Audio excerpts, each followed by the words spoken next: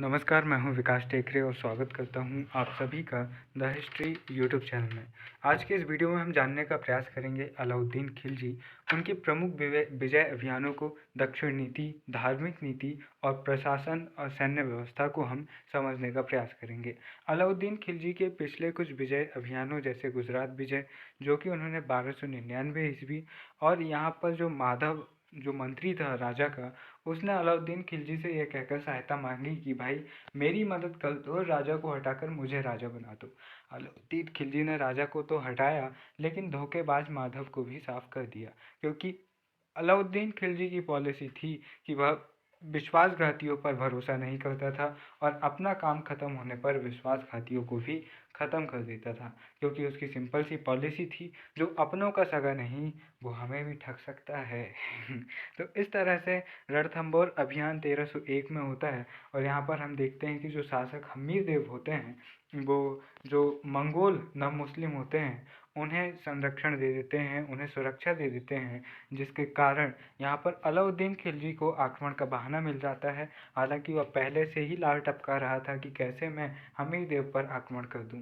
तो हम्मीर देव पहले तो उसके सेनापति को हरा देते हैं, लेकिन बाद में जब खुद अलाउद्दीन खिलजी पूरी सेना लेकर आता है तो फिर हम्मीर देव पराजित होते हैं। हालांकि वह अपने साम्राज्य को दूसरी तरफ अपने आप को सुरक्षित रखने में कामयाब हो जाते हैं। और जब अलाउद्दीन खिलजी की मृत्यु 1316 में होगी और उसके बाद हम देखते हैं कि 1320 से एक नए राजवंश की, तुगलक वंश की शुरुआत होती है। तो तुगलक या सैयद वंश में कन्फ्यूज़न में हूँ, तो एक नए राजवंश की जब शुरुआत होती है तो फिर 1321 ईस्वी में हम्मीर देव अपने राज्य को वापस प्राप्त कर लेते हैं और चित्तौड़ पर वो अधिकार कर लेते हैं। चित्तौड़ पर भी वो अधिकार कर लेते हैं 1321 ईस्वी में। अब चित्तौड़ अभियान, जो कि सबसे महत्वपूर्ण अभियान अलाउद्दीन खिलजी का माना जाता है। आपने पद्मावत मूवी देखी होगी, तो पद्मावत मूवी जो पूरे अलाउद्दीन खिलजी के जीवन काल पर नहीं बनी है, बल्कि उसके पूरे एक अभियान पर बनी हुई है, चित्तौड़ अभियान पर। अब इस अभियान को करने के पीछे 3 प्रमुख कारण थे।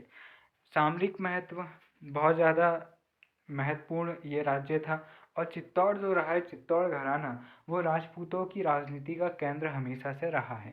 इसलिए अगर आप चित्तौड़ को कंट्रोल कर लेते हैं तो आप राजपूताना को कंट्रोल कर सकते हैं, इसलिए इसका काफ़ी ज़्यादा महत्व था। दूसरा था, दक्षिण मार्ग पर ये स्थित था, इसको जीतकर आप आसानी से दक्षिण में प्रवेश कर सकते हैं, वरना ये आपके लिए समस्याएं खड़ी कर सकते हैं।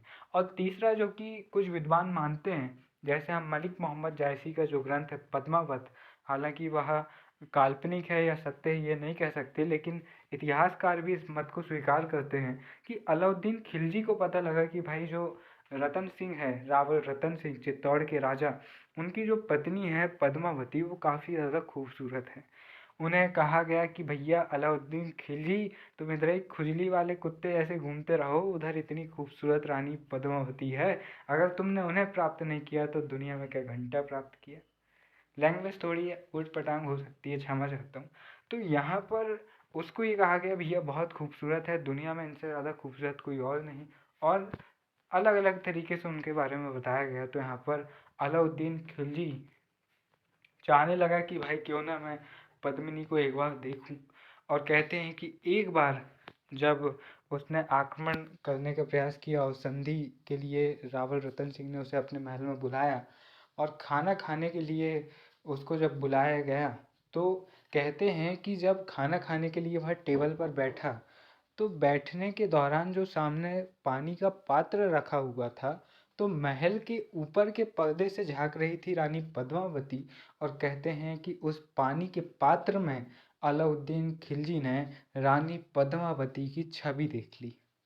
और जैसे ही उसने रानी पद्मावती को देखा, वो बौरा गया, पागल हो गया। अब उसको कुछ और नज़र नहीं आ रहा था, बस उसको चाहिए था कि वो किसी ना किसी तरीके से पद्मावती को हासिल कर ले। यहाँ पर युद्ध होता है। इस युद्ध में अलाउद्दीन खिलजी स्वयं नेतृत्व करता है।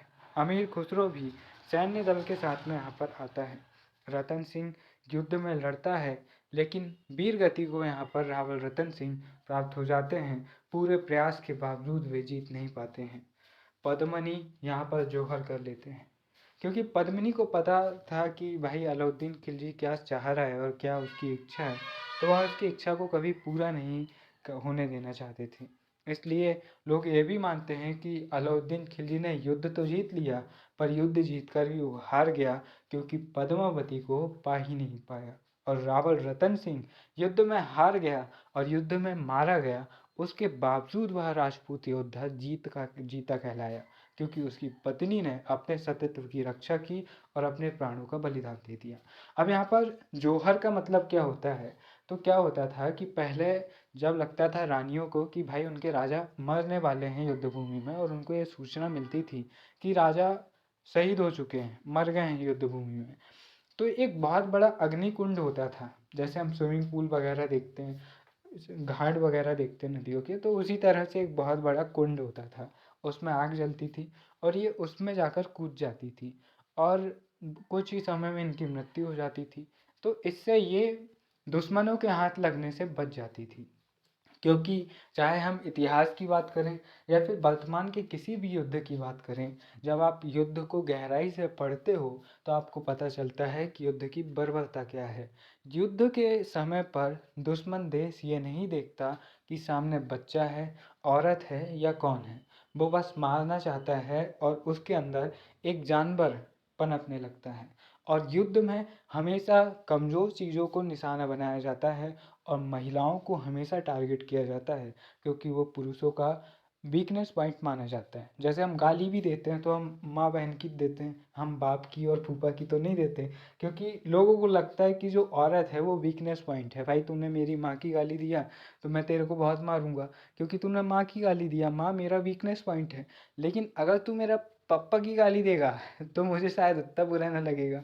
तो इसीलिए समाज में महिलाओं को पता नहीं क्यों एक कमज़ोर वर्ग के रूप में समझा जाता है, और जब भी युद्ध होता है तो महिलाओं के साथ दुष्कर्म जैसी बर्बरता बहुत बड़ी मात्रा में होती है।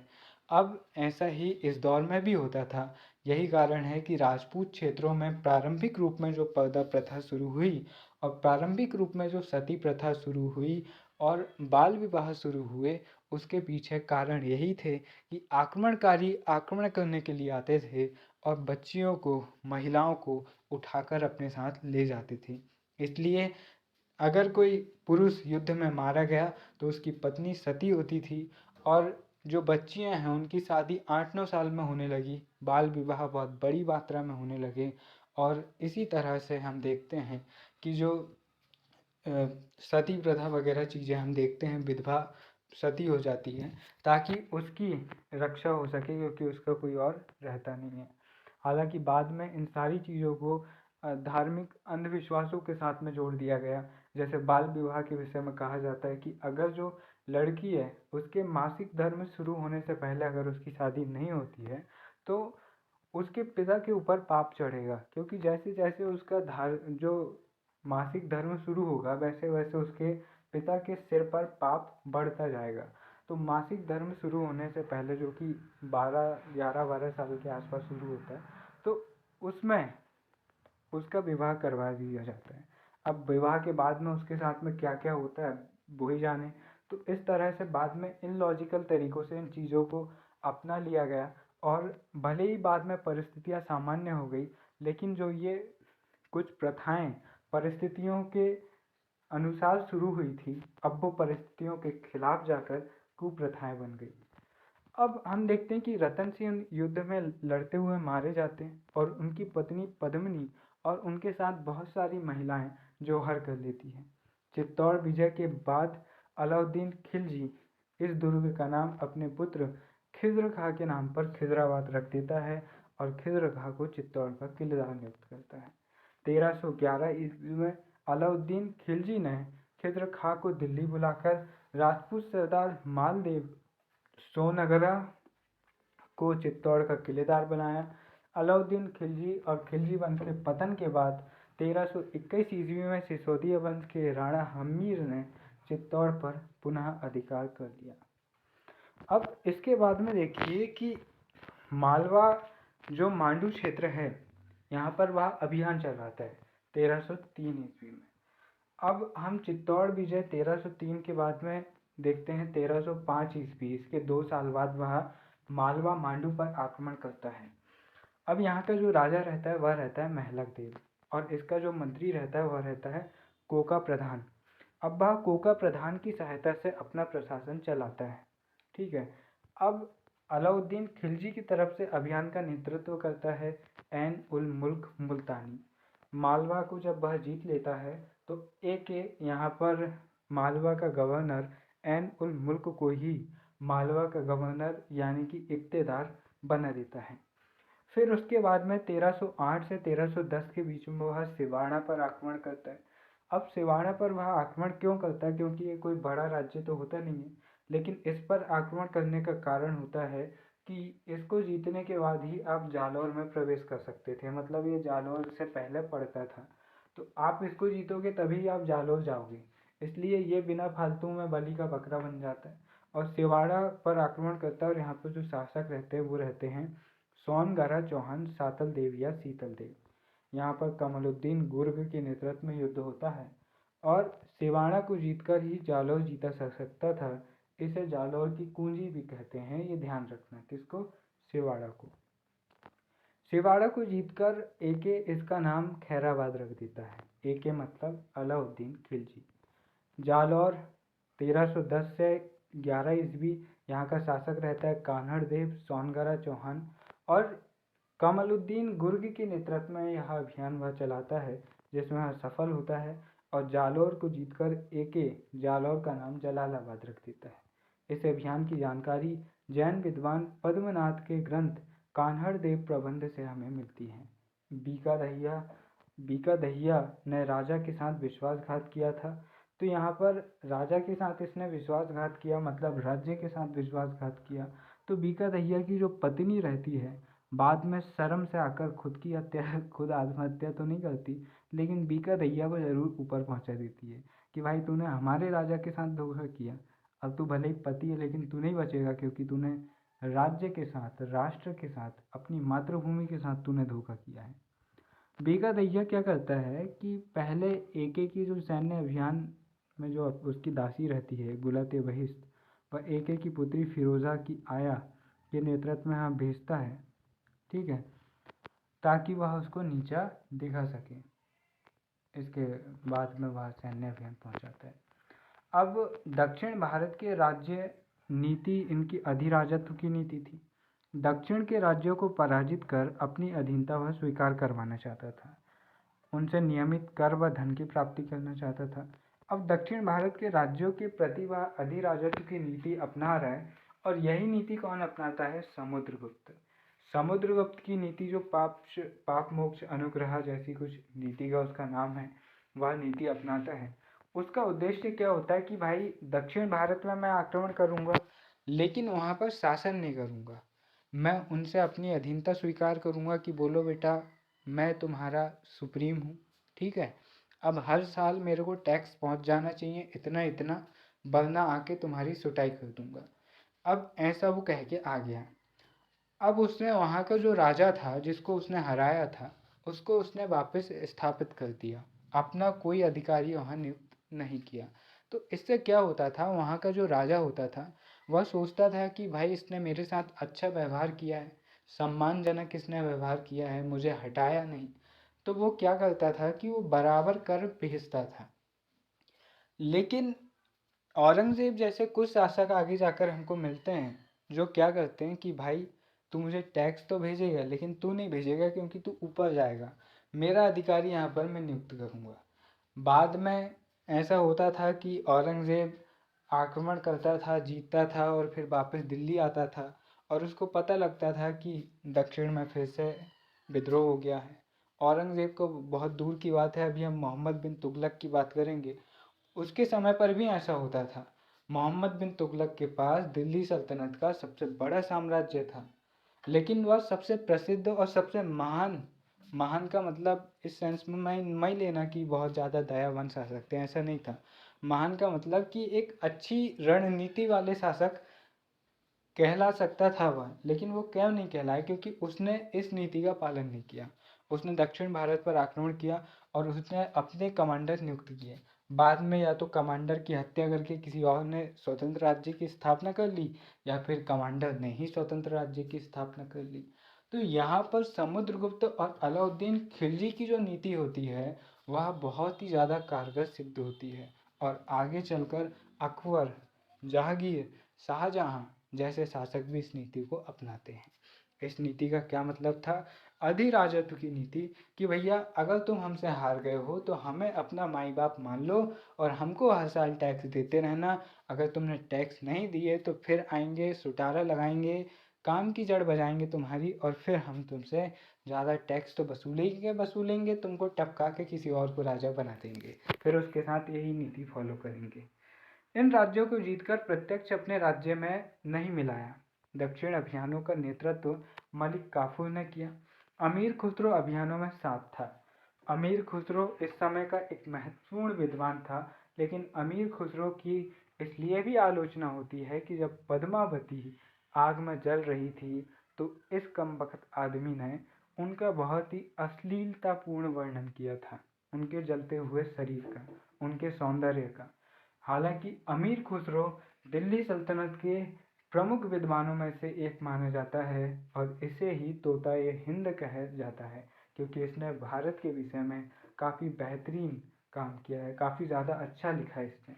लेकिन हर व्यक्ति की कुछ गलतियाँ होती हैं जिनके कारण कहीं ना कहीं उन्हें अपमान झेलना पड़ता है और उन्हीं गलतियों में अमीर खुसरो ने भी किया कि उसने जलती हुई पद्मावती का अश्लील वर्णन किया। अब देखिए, अमीर खुसरो अभियानों में यहाँ पर दक्षिण अभियानों में साथ था। रामेश्वरम तक अभियान किए गए, यानी कि तमिलनाडु के आखिरी छोर तक यहाँ पर अभियान किए गए। अब देखिए कहाँ कहाँ अभियान किए गए, यहाँ पर एक छोटा सा मैप हमने बनाया हुआ है, इसको आप देख सकते हो। लेकिन यहाँ पर ये भी ध्यान रखना कि ये जो मैप है ये पूरी तरह से सटीक नहीं बना हुआ है, ये बस काल्पनिक मैप है, आप समझ सकते हो। देखो जो महाराष्ट्र क्षेत्र है वहाँ आपको देवगिरी मिलेगा, इसको बहराता है रामचंद्र देव, हमने देखा। अब तेलंगाना वारंगल राज्य, इसको बहराता है। अब होयसल राज्य कर्नाटका, पांड्या राज्य तमिलनाडु, इन सबको वह हराता है। अब देखो इनको हराने के क्या कारण थे। तो रामचंद्र देव जो था वह ऐंठने लगा था, उसने टैक्स देना बंद कर दिया था।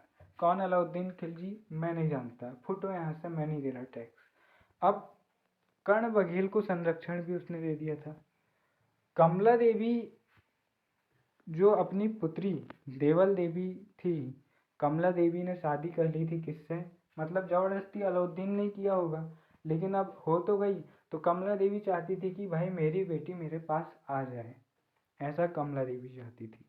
हम किन कारणों की बात कर रहे हैं? तो देवगिरी राज्य पर 1306 ईस्वी में आक्रमण की हम बात कर रहे हैं और यहाँ का यादव शासक था रामचंद्र देव। रामचंद्र देव ने अलाउद्दीन खिलजी को टैक्स देना बंद कर दिया था और कर्ण बघेल को भी उसने संरक्षण दे दिया था। कर्ण बघेल की पत्नी, जो कि अब अलाउद्दीन की पत्नी बन चुकी थी, वह अपनी पुत्री देवल देवी को पाना चाहती थी और देवल देवी कर्ण बघेल के पास थी और कर्ण बघेल रामचंद्र देव के पास शरण में था। मलिक काफूर तथा अल्प खां के नेतृत्व में आक्रमण होता है। अल्प खां ने कर्ण बघेल को पराजित कर देवल देवी को दिल्ली भेज दिया, जहाँ पर अलाउद्दीन खुजली देवल देवी का विवाह खिज्र के साथ कर देता है।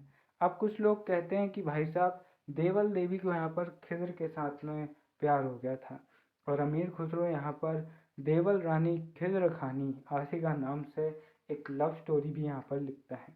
खिज्र खां व देवल देवी के प्रेम व विवाह के बारे में यह लिखता है। हालांकि कुछ विद्वान इसको नहीं मानते हैं क्योंकि भाई अचानक से उसको उठा के ले आया, बेचारी की शादी उसके साथ कर दी और फिर कह रहे हो कि लव स्टोरी है, तो ये कैसी लव स्टोरी हुई यहाँ पर। हालांकि अब अमीर खुसरो लिख रहे हैं तो अब क्या कह सकते हैं, समकालीन लेखक है, लेकिन फिर भी इसको ज़्यादातर विद्वान नहीं मानते। अमीर खुसरो के बाद में मलिक काफूर ने रामचंद्र देव को पराजित कर दिल्ली भेज दिया, लेकिन अलाउद्दीन खिलजी अभी भी रामचंद्र देव को प्यार करता है, उसको दुलार करता है और उसके साथ में अच्छा व्यवहार करता है। इससे और उसे 1 लाख टंका चांदी का सिक्का उपहार दे देता है रामचंद्र देव को और नवसारी जिला उसे दे देता है और राय राया की उपाधि भी उसे दे देता है। अब रामचंद्र देव सोचता है भैया मुझे तो लगा था कि मैं तो मरने वाला हूँ, लेकिन इन्होंने तो मेरा सम्मान कर दिया, तो रामचंद्र देव कहता है कि भैया मैं आपको वचन देता हूँ कि हर साल भू राजस्व आपको मिलेगा, और न केवल मैं अपने राज्य का भू राजस्व दूंगा, बल्कि अगर दक्षिण में कोई राजा आपको आंख दिखाएगा तो आपकी सेना के साथ मैं खुद पर्सनली जाऊंगा और उस राजा को सबक सिखाऊंगा। तो ये वही नीति है जो समुद्रगुप्त भी अपना रहे हैं, कि राजा के साथ इतना अच्छा व्यवहार कर रहे हैं कि राजा खुद अपनी तरफ से कह रहा है कि भैया मैं आपके अधीन हूँ, और अब से मैं आपका साथ दूंगा, और अगर कोई आपके खिलाफ जाएगा तो मैं उसके खिलाफ जाऊंगा। ठीक है। तो अब इसके बाद में पराजित शासकों के प्रति अलाउद्दीन खिलजी की यह मित्रतापूर्ण नीति अकबर की राजपूत नीति का पूर्वगामी थी। ऐसी ही नीति आगे चलकर हम देखते हैं कि अकबर अपनाता है। रामचंद्र देव की मृत्यु के बाद अगले शासक शंकर देव, जो कि सिंहन देव के नाम से भी प्रसिद्ध है, वह बनते हैं, और वो राजा बनते ही अलाउद्दीन खिलजी से अपने आप को स्वतंत्र घोषित कर देते हैं। 1313 ईस्वी में मलिक काफूर आक्रमण करता है और यहाँ पर शंकर देव की हत्या कर दी जाती है, और देवगिरी का अधिकांश भाग दिल्ली सल्तनत में मिला लिया जाता है, जबकि छोटे से भाग पर हरपाल देव अलाउद्दीन खिलजी की अधीनता में शासन करता है। अब वारंगल अभियान तेलंगाना में होता है, इसको देखते हैं। यहाँ पर जो शासक होता है वह होता है प्रताप रुद्रदेव सेकंड, जो कि काकतीय वंश का शासक होता है। मुस्लिम लेखकों ने इसे लहर देव भी कहा है। इस अभियान में रामचंद्र देव ने मलिक काफूर की सेना की रसद प्राप्त की थी। ठीक है, रामचंद्र देव यहाँ पर इनको मदद करते हैं, क्योंकि रामचंद्र देव वादा कर चुके थे अलाउद्दीन खिलजी को कि मैं आपकी सहायता करूंगा समय आने पर। काफूर ने प्रताप रुद्रदेव को पराजित किया और उसे दिल्ली भेजना चाहा, लेकिन प्रताप रुद्रदेव स्वयं दिल्ली न जाकर अपनी सोने की बनी मूर्ति प्रतीक स्वरूप दिल्ली भेजता है, और इसी अभियान में अलाउद्दीन खिलजी को विश्व प्रसिद्ध कोहिनूर हीरा प्राप्त होता है। कोहिनूर हीरा की एक छोटी सी स्टोरी आपको बता देता हूँ। ये यहीं से प्राप्त होता है। आगे चलकर ये अलग अलग राजवंशों के पास में रहता है, और फिर जो आखिरी सल्तनत काल का जो राजा रहता है इब्राहिम लोदी, वो क्या करता है कि उसका एक मित्र रहता है ग्वालियर का सरदार विक्रमजीत।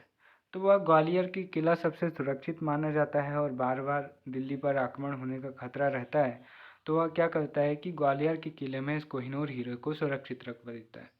जब बाबर भारत पर आक्रमण करता है और इब्राहिम लोदी मारा जाता है, तो यहाँ पर हुमायूं, बाबर का जो बेटा रहता है, वह विक्रमजीत के ग्वालियर के किले पर आक्रमण करके राजकोष पर अधिकार कर लेता है, और यहाँ पर से उसे कोहिनूर हीरा मिलता है। इस हीरे को वो भेंट कर देता है अपने पिता को, और उसके पिता उसे वापस लौटा देते हैं। ये हीरा फिर पीढ़ी दर पीढ़ी इनके खानदान में बना रहता है। और फिर आगे चलकर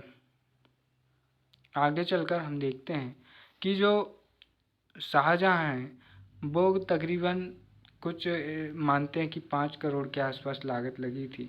तो रत्न जड़ित सिंहासन मयूर सिंहासन बनवाता है, जिसको बादल खां नामक वास्तुकार बनाता है, जिसमें वह बैठता था। 1739 में नादिर शाह आक्रमण करता है। इस समय मोहम्मद शाह रंगीला शासक होता है।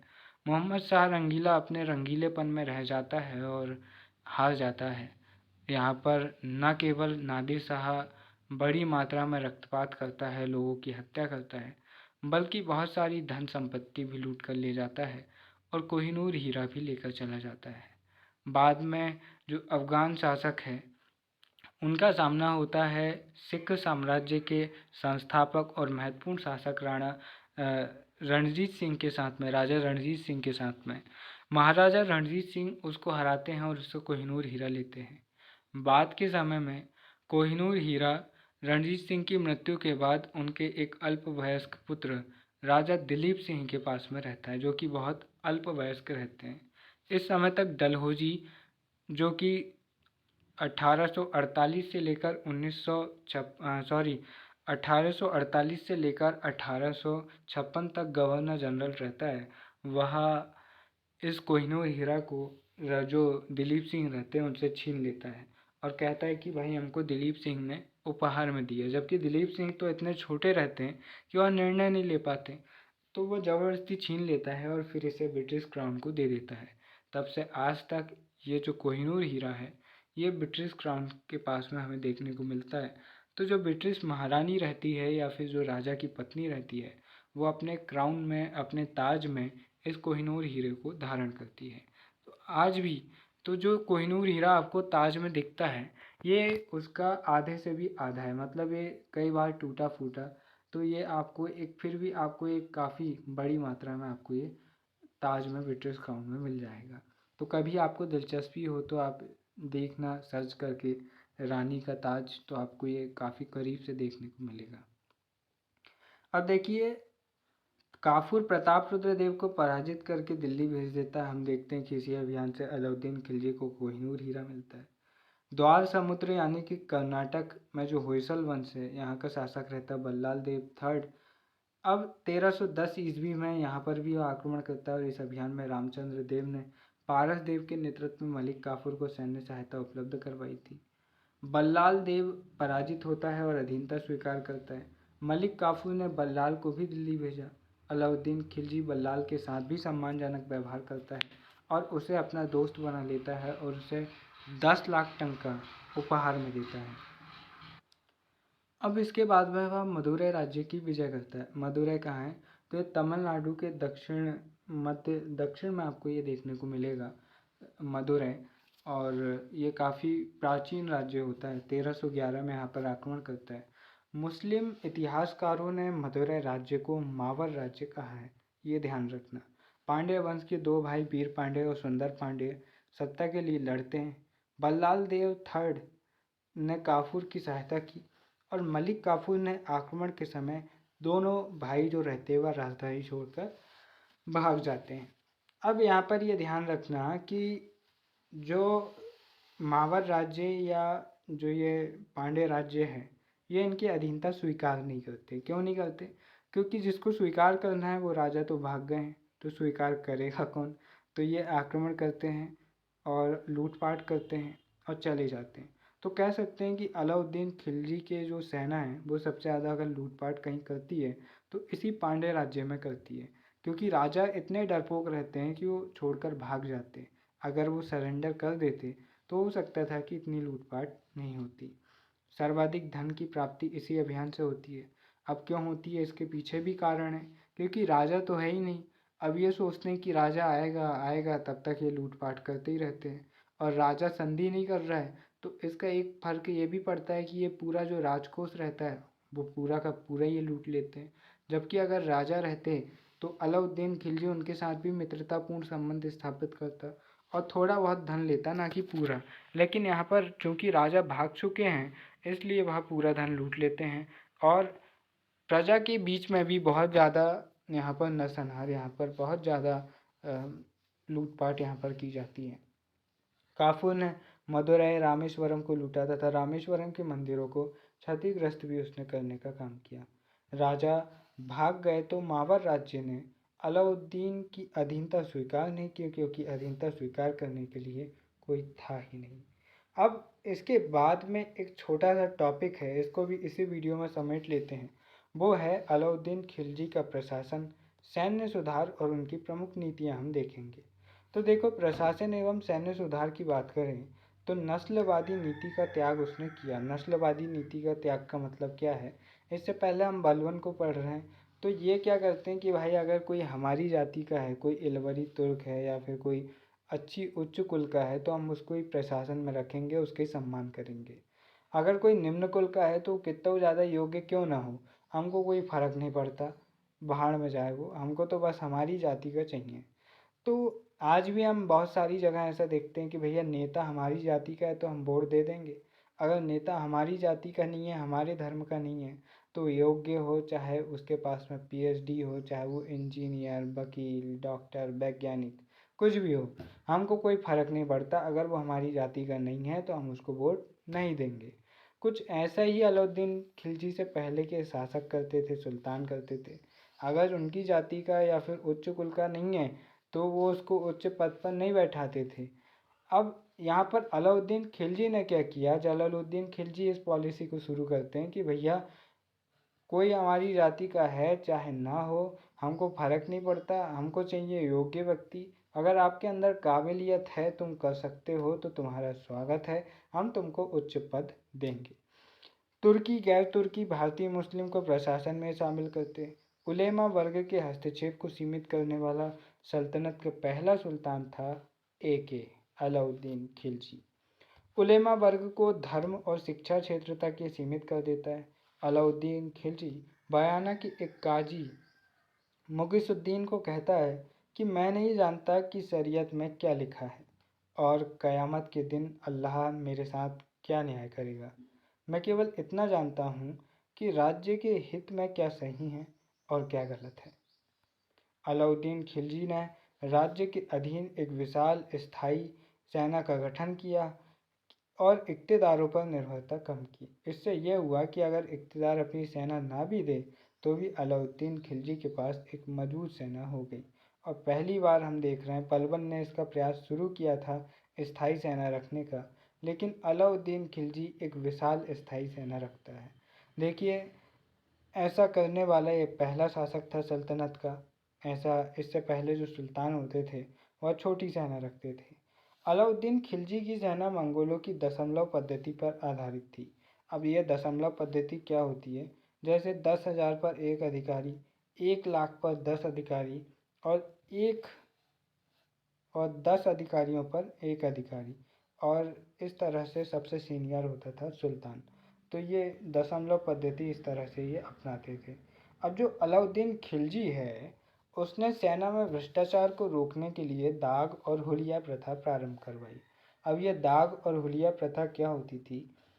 तो भैया, अगर आपने केजीएफ मूवी देखी होगी तो आपको पता होगा कि जो कोलार गोल्ड माइंस थी उसमें जो मजदूर होते थे उनकी बॉडी पर एक दाग, एक निशान बनाया जाता था, ताकि अगर वो वहाँ से भाग भी जाए तो कोई पहचान ले निशान देखते ही और उनको वापस ला के पटक दे। अब ऐसा ही इनने क्या करवाया कि पहला ऐसा होता था कि जो इक़्तिदार है, सुल्तान उसको अच्छा खासा पैसा दे रहा कि भैया विदेशी नस्ल का घोड़ा लेके आइयो अरब तरफ से, ताकि जो अच्छा खाता पीता हो, अच्छा मारता हो और बहुत तेज़ भागता हो। लेकिन जो इक़्तिदार है उसने तो भैया मनाली रंग लिया, अपनी बीवी के साथ हनीमून घूमने चल गया था बैंकॉक, तो अब उसके पास पैसे ही नहीं बचे।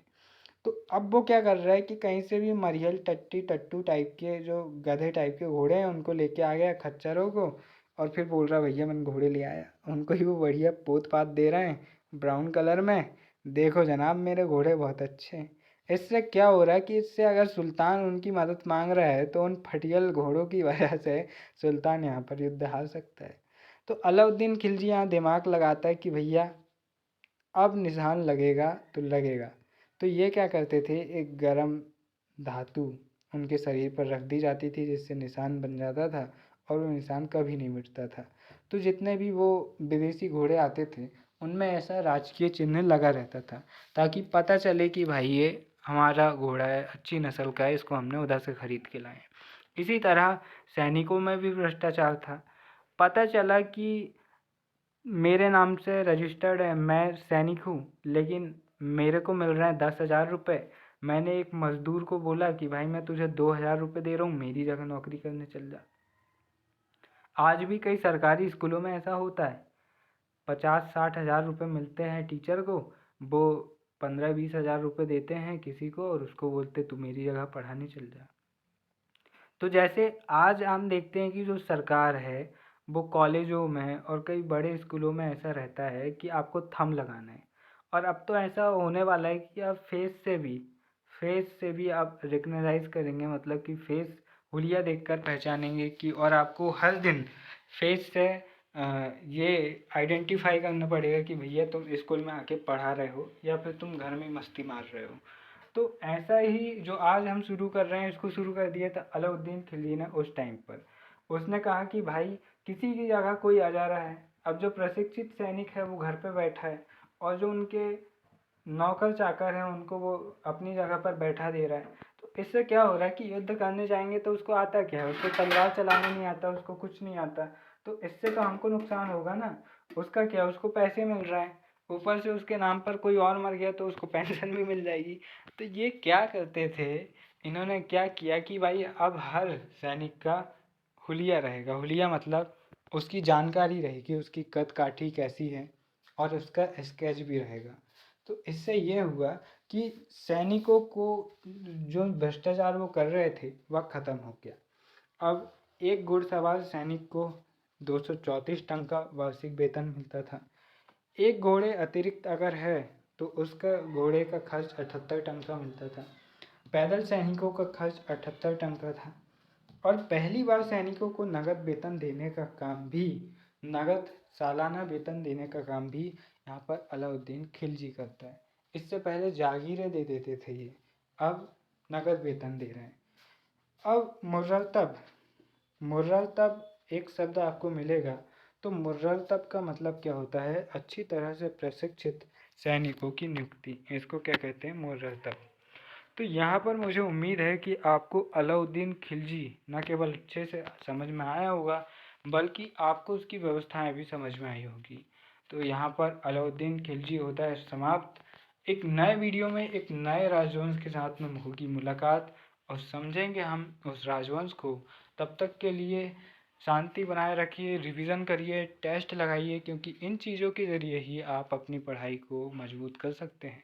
फिर मिलेंगे अपने किसी और वीडियो में। तब तक के लिए नमस्कार, जय हिंद।